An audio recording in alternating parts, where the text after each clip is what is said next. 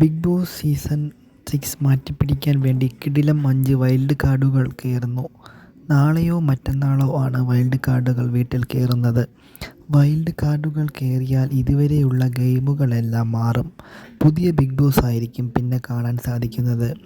Wild കാർഡുകൾ കയറിയാൽ target ചെയ്യാൻ പോകുന്നത് ജാസ്മിൻ, ഗബ്രിയും അതുപോലെ ജിൻഡയും ആവും. വൈൽഡ് കാർഡുകൾ കപ്പടിക്കാൻ സാധ്യതയുള്ള സീസൺ കൂടിയാണ് സീസൺ 6. വൈൽഡ് കാർഡുകൾ കയറും എന്ന് ആണ് അറിയാൻ സാധിച്ചത്. അതിൽ 5 പേർ കൺഫേംഡായി ഈ വരുന്ന 2-3 ദിവസത്തിനുള്ളിൽ കയറും.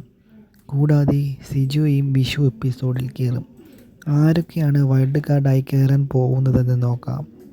LGBTQ കമ്മ്യൂണിറ്റിയിൽ നിന്നും അഭിഷേകാണ് വരുന്നത്. അതുകൂടാതെ അഭിഷേക് എന്ന പേരുള്ള മറ്റൊരു മത്സരാർത്ഥിയും വരുന്നുണ്ട്.